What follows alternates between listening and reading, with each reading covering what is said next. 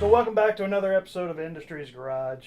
This is Eric and I'm Reed, and today we're going to talk about the Ducati Scrambler 1100 Sport. Now this particular bike is its own separate brand within Ducati, and it's a really classy and fancy looking sport bike.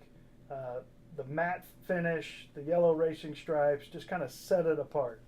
And Eric, you got a chance to ride this thing and really take it out. So, I don't know, give us your overall impressions of what do you think about the Ducati 1100 Sport.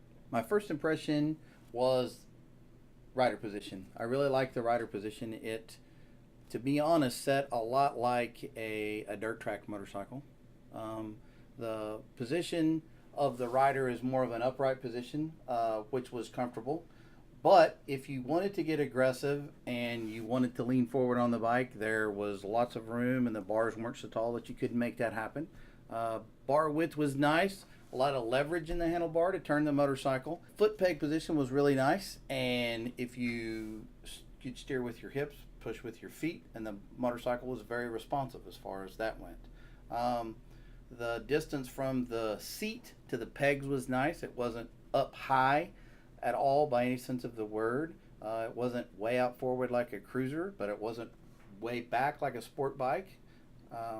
Overall, the riding position was pretty neutral. The motorcycle as a whole actually was neutral. The way that it's braking, if you wanted to get aggressive, you could get aggressive. The power, again, the different modes that it had, very distinct with the different modes. Right. The suspension, the way that the dealership had it set up, which was how Ducati had suggested that the bike be set up for customers.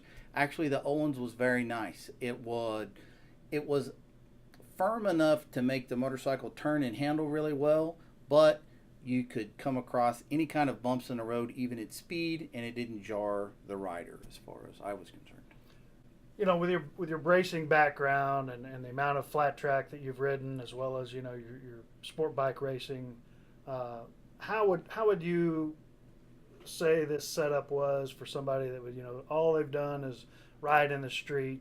Because this particular bike, it's an aggressive kind of commuter style bike that's capable of going in an off-road condition, not Yeah. Not a motocross condition, but I mean, for a guy or a gal who wants to ride this bike as a daily rider, how would you compare that?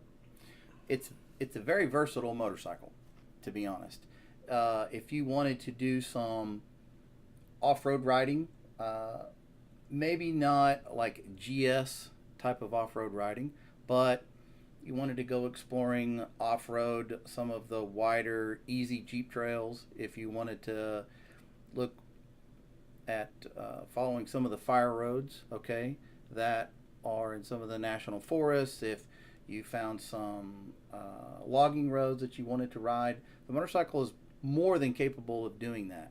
This motorcycle pulls really hard from almost any RPM.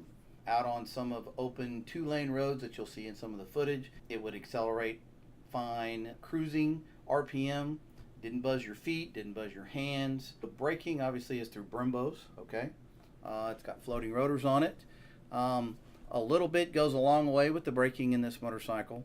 So one of the things I noticed, when you were going on the test ride and I was out there in the environment with you, the exhaust system, it's a dual exhaust. It had a nice smooth tone to it that was, very compliant with the surroundings. You could ride it home at night and not wake the wife or girlfriend up or make the neighbors upset. But on the motorcycle, riding the bike, being aggressive with the throttle, it'll make some nice deep throaty noise. Like to talk about how the industry sets stuff up for the consumer. Ducati is not doing anything for the average rider that would require a special skill set. No, I think that a person that is a beginner would be really happy with this motorcycle. And coming from a background of a little more advanced riding, I had a lot of fun on the motorcycle riding it in just in the areas that we rode. So all in all, I thought it was nice. I didn't want to go back. We rode the motorcycle and we were running low on time, and I was trying to find a way to, keep the bike till the next day. Yeah, I was thoroughly impressed with, the responsiveness of the throttle. I mean, it just seemed like this thing just had a really solid amount of torque. We're only going about 35 or 40 at this time, okay? And the motorcycle is like in third gear, and it's not screaming by any sense of the word. Right. So the passes that you'll see is just rolling the throttle on. And as you can tell in the footage, the motorcycle picks up and goes around the chase vehicle without any issue at all. When you would roll the throttle on at that speed, the motorcycle would pick up and would go around whatever you needed to go around. There wasn't a downshift and turn the throttle on and wait to build power. The Ducati Scrambler was ready to go. And this bike, from the weekend hooligan bike to riding it to work every day, is well worth the investment. The Ducati Scrambler seems like the bike for you. We highly encourage you to go to your dealer and check it out. You can look on the Ducati website and get all the specifics, but go down to your dealer, make an appointment, find out more about the bike. We want to especially thank Eurotek here in Oklahoma City for allowing us the opportunity to go test ride this bike. If you like this video, please give us a thumbs up. Be sure to subscribe to Industry Garage so that you can see more information about what we talked about, other bike reviews, parts that will come in the future that we'll be putting on bikes, as well as, several other episodes where we talk about the difference between how the industry markets things to the consumer so that we can better educate you on motorcycle news and business. And we have people from industry that are going to come talk with us. Stay tuned for more.